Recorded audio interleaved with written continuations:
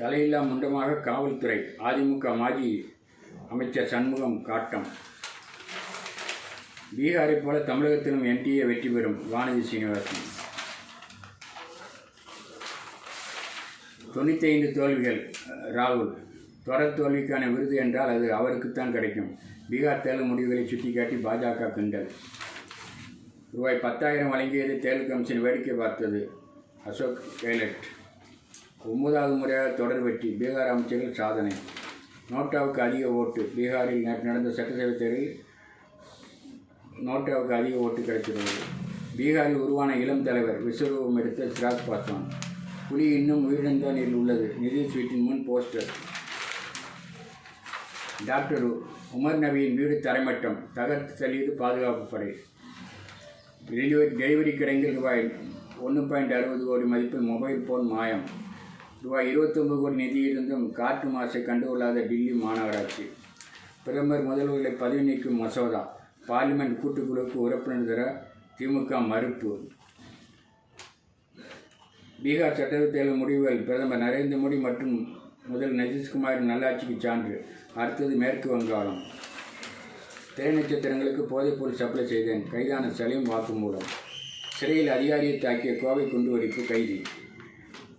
உறுப்பு மாற்று சிகிச்சைக்கு ஆட்களை கடத்திய முக்கிய குற்றவாளி கைது. சுற்றுச்சூழல் ஆர்வலர் சாலு மர திம்மக்கா 114 வயதில் மரணம்.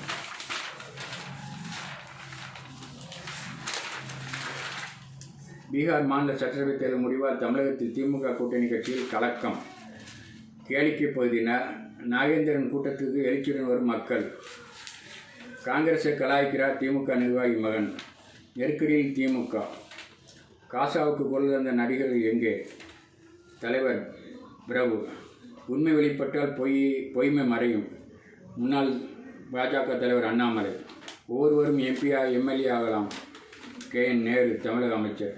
போடி தொகுதியில் முதல்வரின் கனவு ஜெயிக்காது. பன்னீர்செல்வம் தமிழக முன்னாள் முதல்வர். SIR போராட்டத்தில் தாவேகா பலத்தை காட்டணும். கட்சியினருக்கு விஜய் உத்தரவு. ரூபாய் 387 கோடி மின்மாற்றி ஊழல். CPIக்கு மாற்ற அன்புமணி கோரிக்கை. பொய்வித்தை வேண்டுமானால் திமுகவிடம் கேளுங்கள். பாஜக. கூட்டுத் தலைமைக்கு கிடைத்த வெற்றி. பீகார் தேர்தல் குறித்து பழனிசாமி கருத்து. திமுகவில் மைத்ரேயனுக்கு பொறுப்பு. SIR புத்தகம் அனுப்பப் போகிறேன். தமிழிசை. செயற்கை நுழைய ஆடை உற்பத்தியில் இந்தியா இனி புதிய வரலாறு இருக்கும். கட்டுப்பாடு நீக்கத்தால் ஜவுளி உற்பத்தியாளர் நம்பிக்கை. ரூபாய் 277 கோடிக்கு ஆர்டர் பெற்றது பெல். அமெரிக்கா சீனா